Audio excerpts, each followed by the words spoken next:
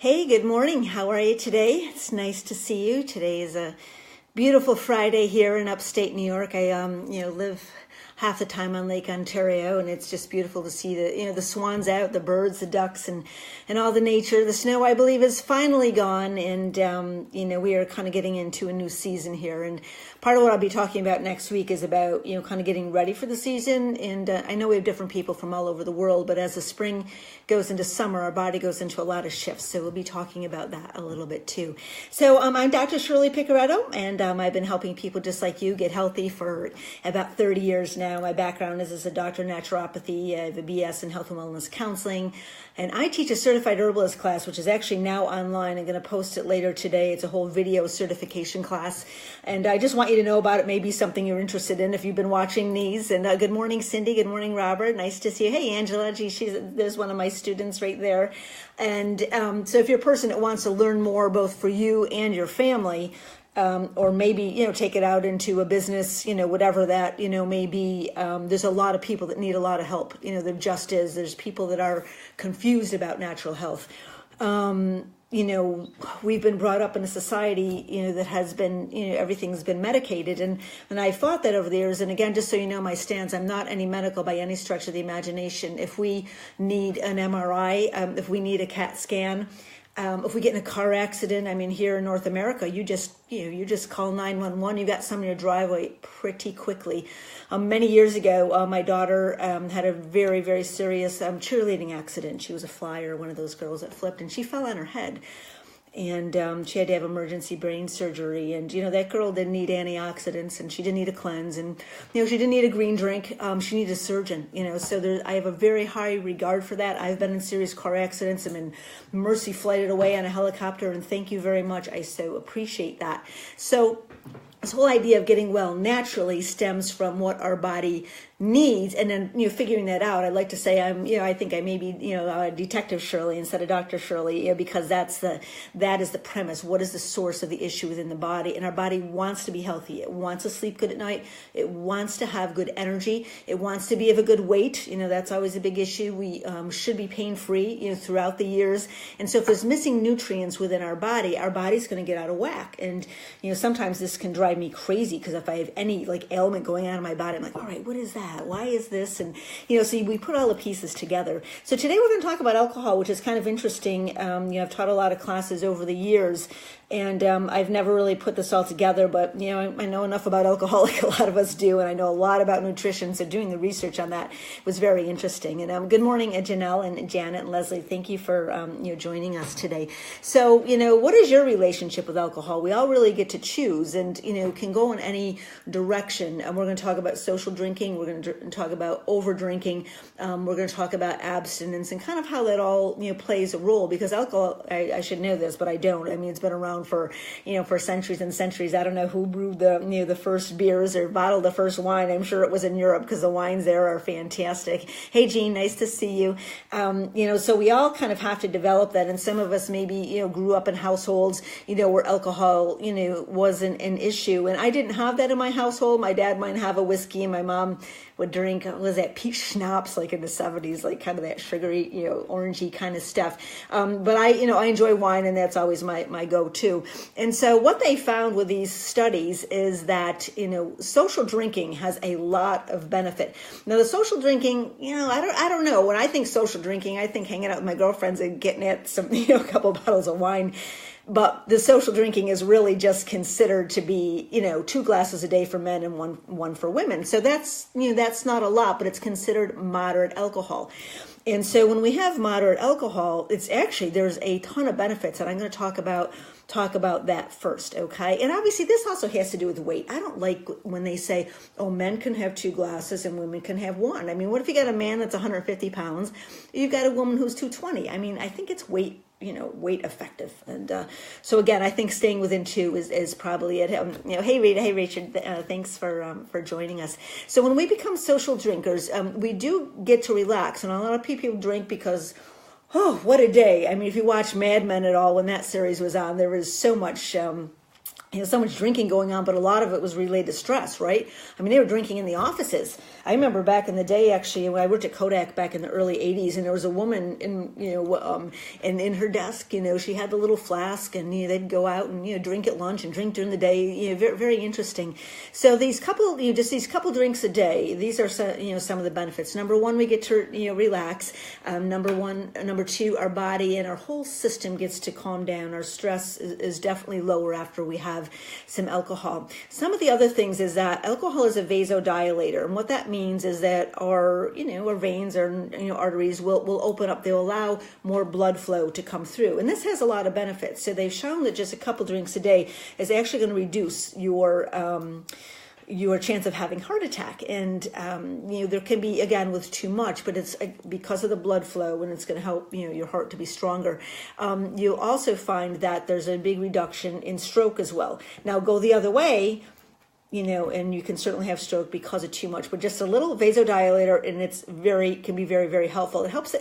One of the reasons is it slows down the clotting process. Okay, so our bodies, and I'm going to talk about cholesterol another time, but if we have too much cholesterol, and cholesterol is a good thing, so you heard it here first.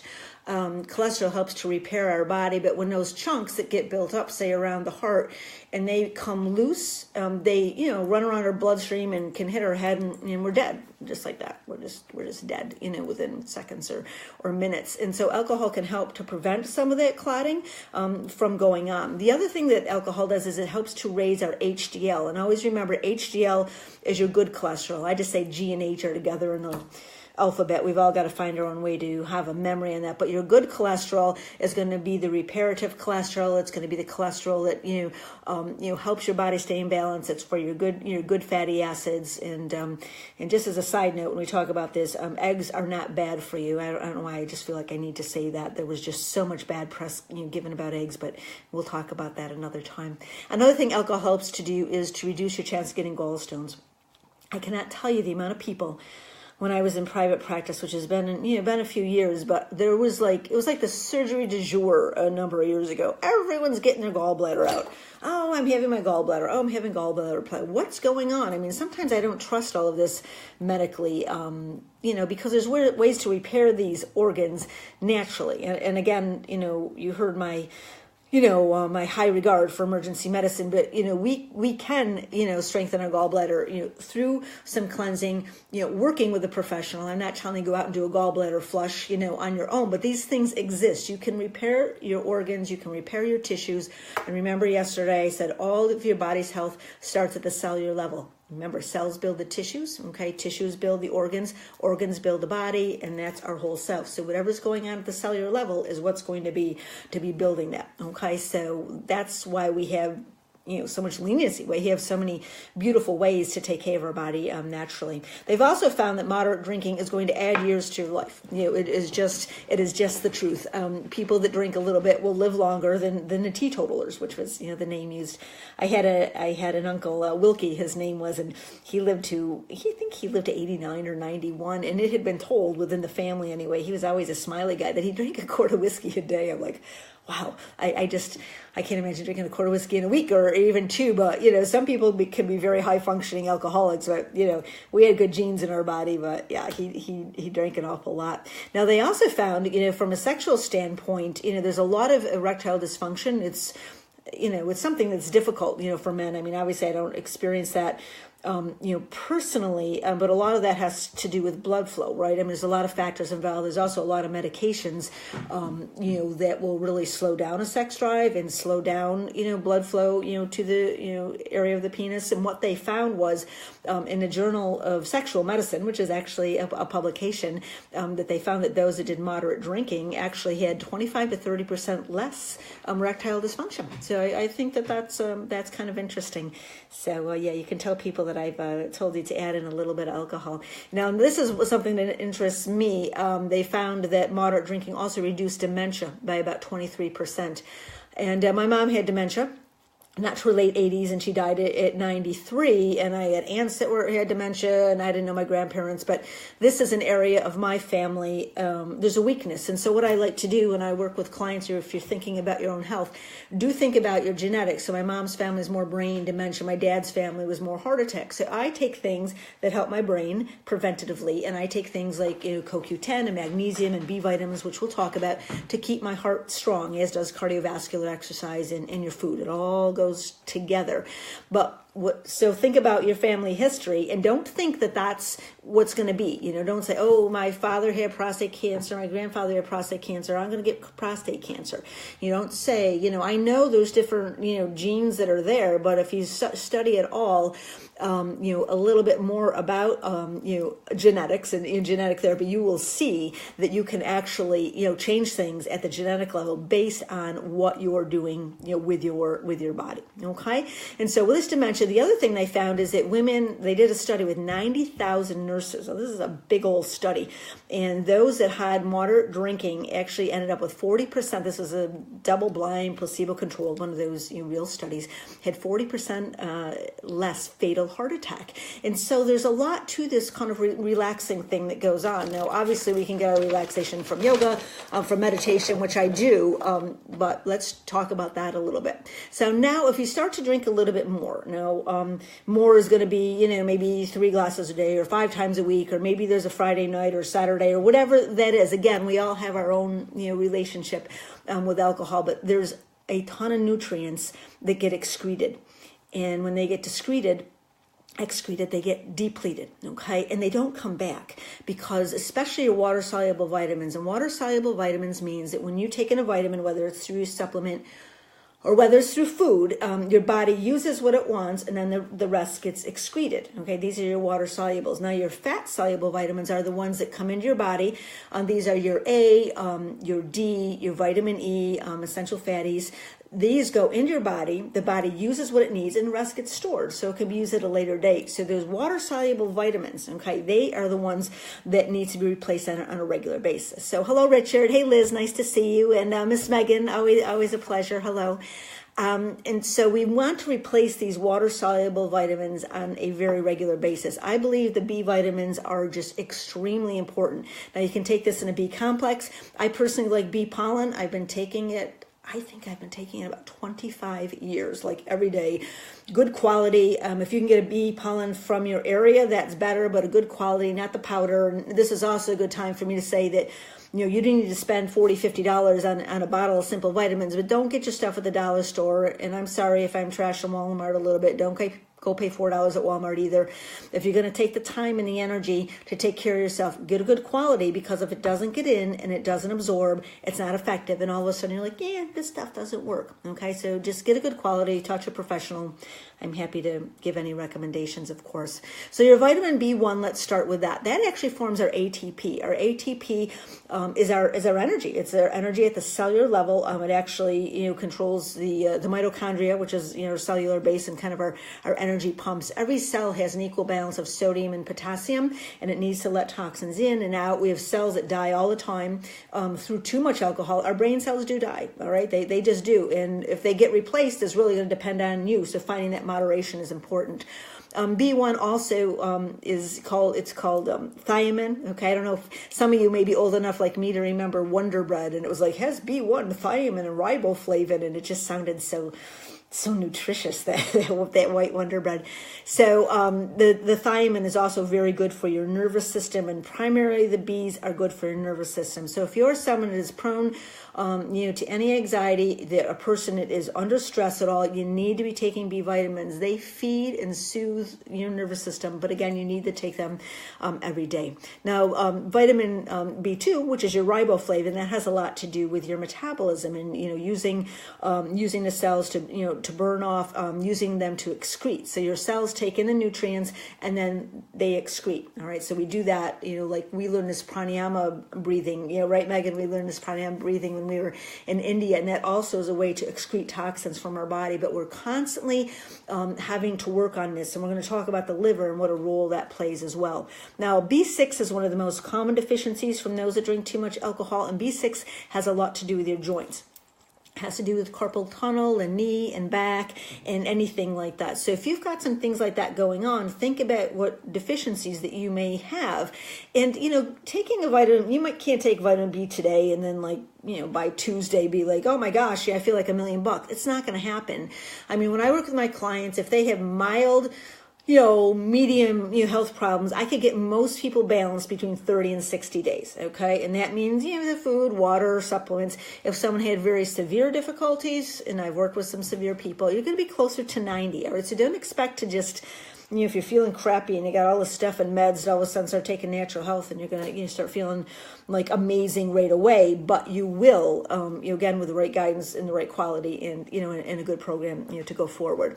So B6 also has a lot to do with anemia. All right. And anemia means that you don't have enough hemoglobin. Hemoglobin is a oxygen carrying component that's in your cells. So this brings oxygen to your brain, to your heart, to your body. It's good for energy. So if we destroy this, then all of a sudden, we're lazy, we're sluggish, we're stressed, and our body is just wired.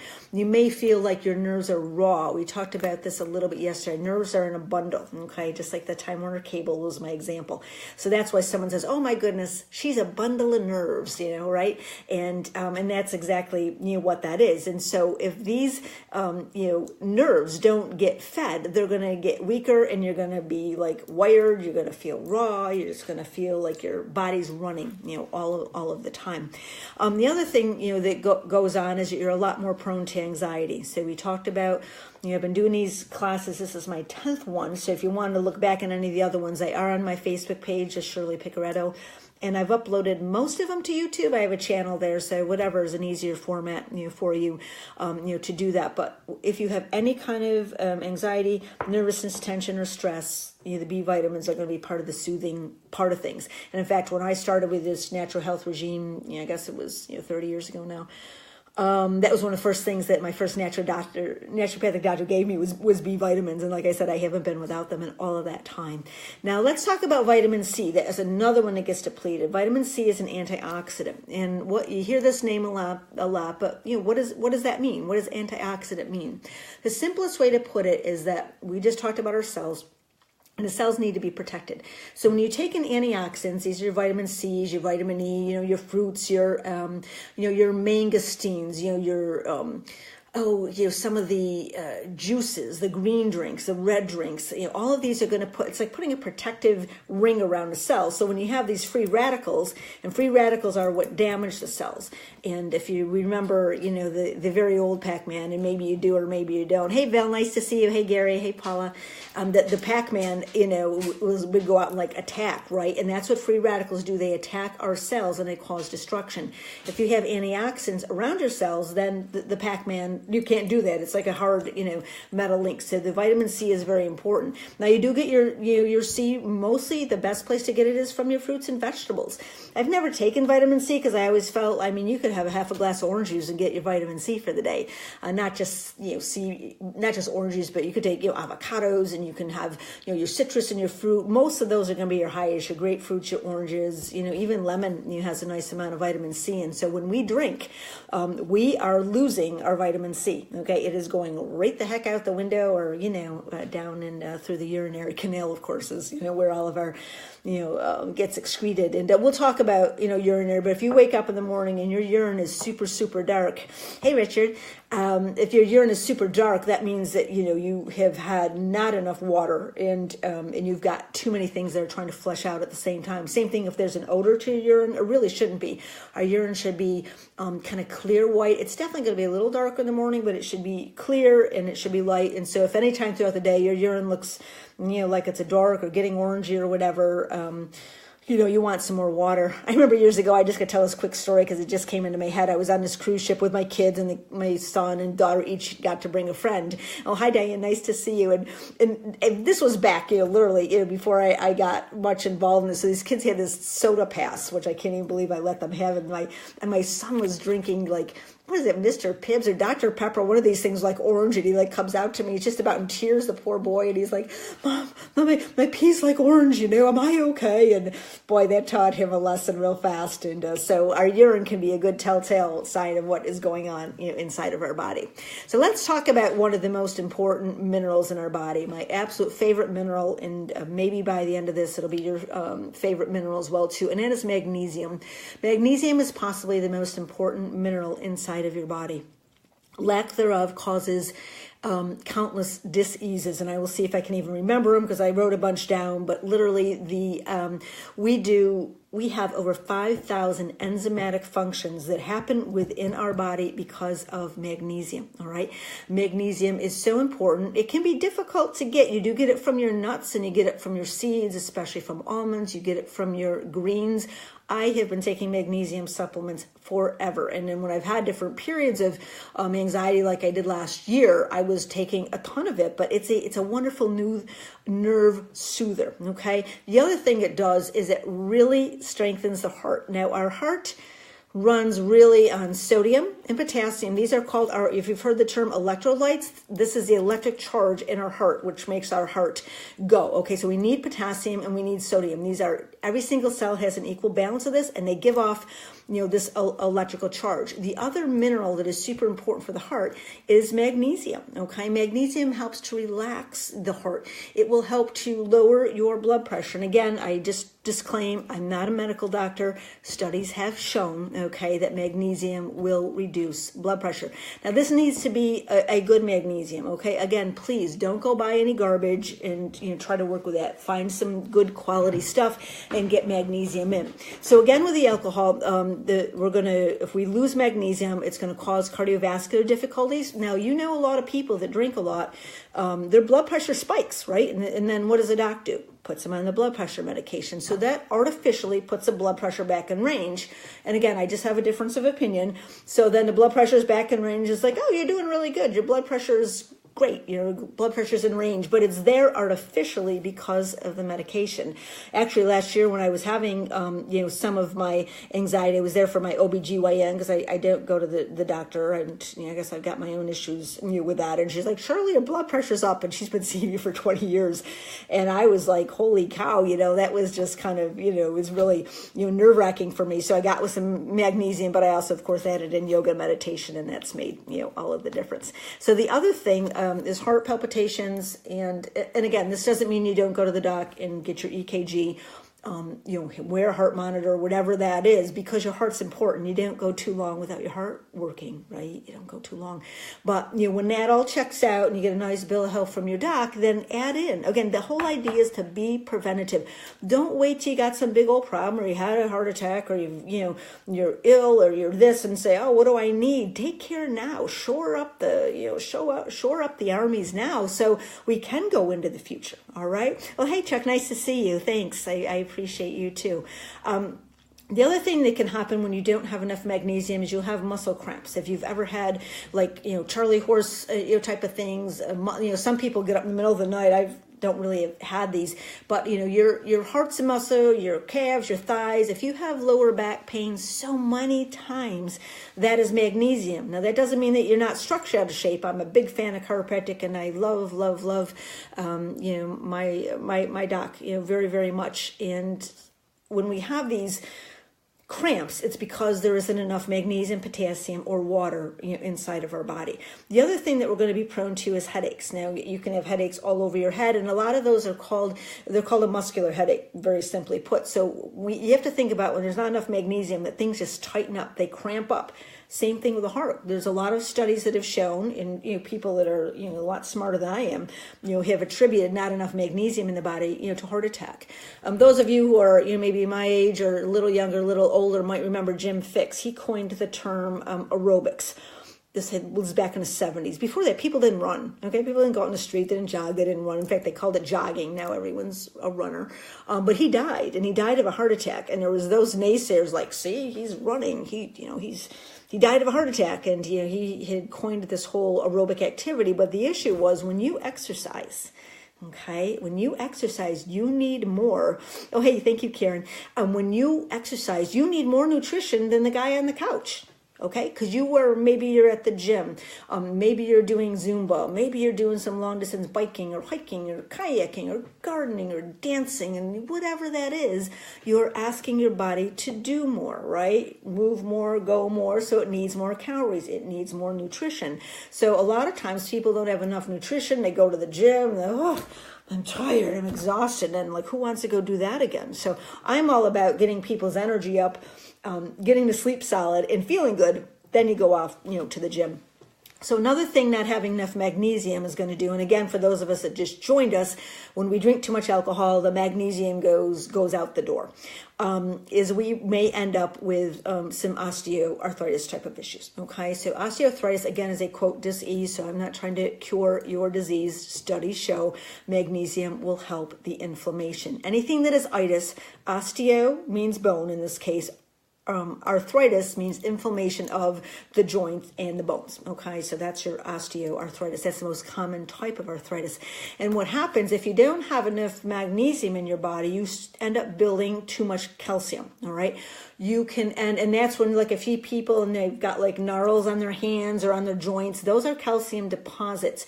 And it means there's not enough magnesium, so there's too much calcium free floating in the body. And when there's too much calcium free floating in the body, then it's going to start to calcify. Okay, so this can calcify and build up around your heart. It can build up around your joints. My dad used to have calcium deposits in his legs. I don't know why. I just remember as a kid he was always having to have them out. So you need to have, let's say, 1,000 milligrams of calcium. And again, I'll talk about calcium another day because there's so many crappy brands out there. And don't have calcium dolomate or calcium, carbonate. That's like eating chalk. If you have to have a good calcium. Okay. When you have, let's say, 1,000 milligrams of calcium, for that to absorb, you need to have 500 milligrams, half the amount of magnesium. That helps it to absorb. If there's no magnesium, the calcium can't absorb. It goes around in your bloodstream. Okay, so this becomes an issue. And we'll also talk about the joints too. And I'm going to tell you why milk does not do a body good in another episode. One of the biggest, I think, for people is that their body really starts to break down with too much alcohol. You can start to have some anxiety, some nervousness. If you've ever had a hangover, I don't know too many people that haven't, but good for you. I've had a few, and it helps me from not having more.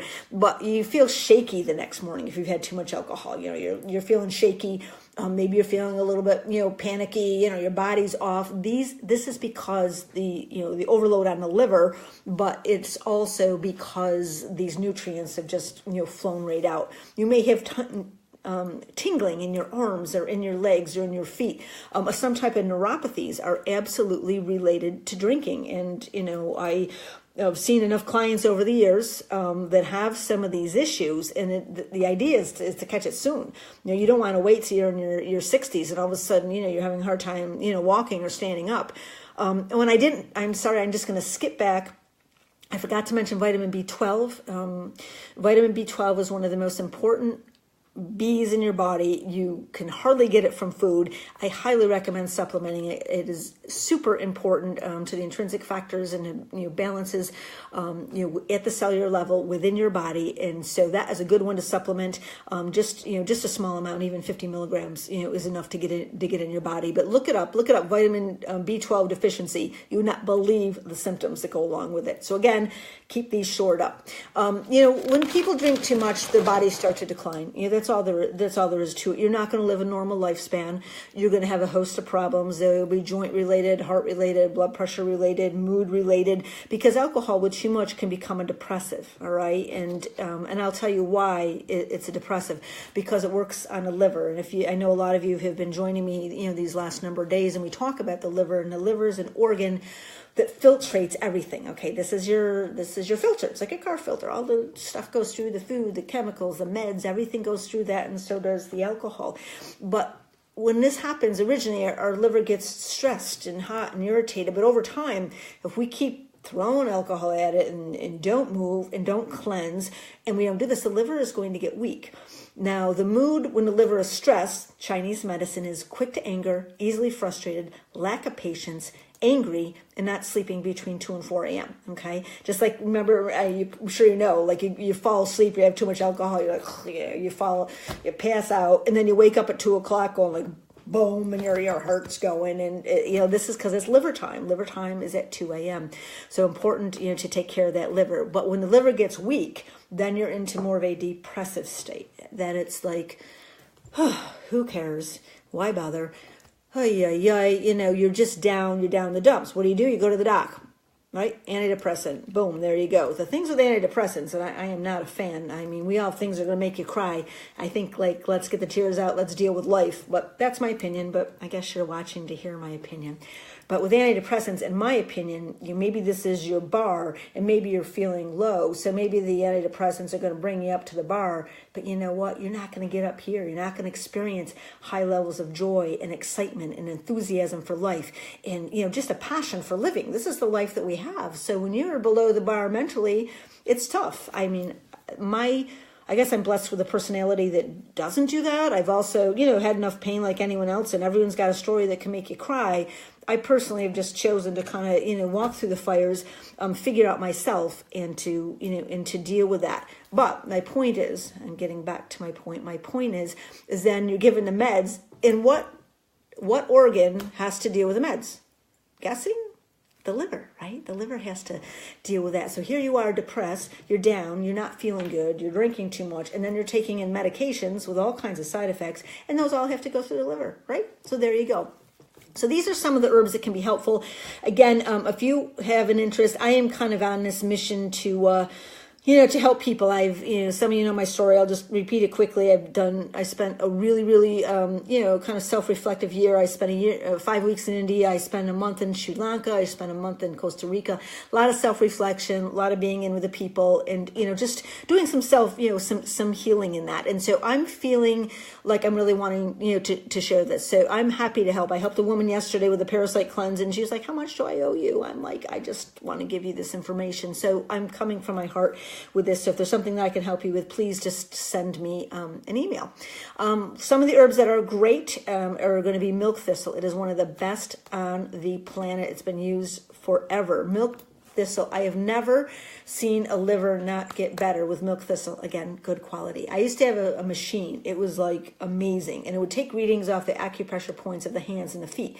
So I could actually see if the liver was weak or if it was stressed. I mean, it really allowed me to do very, very good work. And I would see a lot of weak livers because of everything we just talked about. But I found that when I used milk thistle, that it would raise up the liver. Now, if your liver is a fatty liver, again, that's a medical diagnosis. But the point is, if we're told that we have a fatty liver, it's kind of scary because the doc's like, well, you got a fatty liver. Well, what should I do?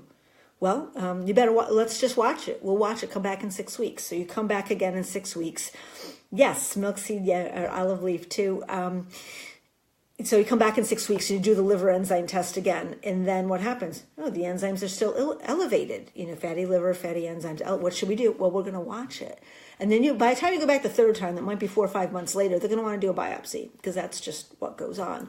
So my belief is, again, is that by working naturally with the liver, by detoxifying your system, by taking good care of the liver with good foods, like beet juice is wonderful, turmeric is wonderful, ginger. There's so many, dandelion. The other day, Cindy was saying she was drinking dandelion tea. These are all very simple herbs that are wonderful for flushing toxins out of the body. Whenever you do cleansing, I think I'll do that on Monday. The water's important. So make sure you drink a lot of water. Whatever you weigh, divide it by 2. That's how many ounces you should have a day. Simple. 200 pounds, 100 ounces. 150 pounds, 75 ounces. Okay, that is simply that. So that is pretty much it. I thank you for being with me. If there's anything that you learned, if you could write that down, I'd appreciate it. I'd like to share this information with as many people as possible. If you could, throw up some of those hearts or stars or whatever that is, and if you found this valuable, if you could comment what you found valuable or what you learned, I'd really appreciate it, because the more views, the more people watch, the more people learn. So I appreciate that. so much. I do have a certified herbalist class, and I'm going to put that up today online. And if that's something that you wanted to become certified and you wanted to work in this field, I become your mentor, and I'm part of that. So I'll put that up later in case any of you are feeling it there. And so thanks so much, Chuck, John, nice to see you. Thank you, Angela. I appreciate you, and I appreciate all of you. And if you have any ideas of things that you'd like to learn, please just send me a note. This has become my favorite time of the day. So I will see you next week with a whole new list of workshops starting at 11 a.m. And maybe, I used to have a radio show. It's called the Get Well Naturally Now show, and that was a lot of fun. So, hey, thanks, Jean. I appreciate you very much. Have a nice day, everyone. Okay, take care. Bye now.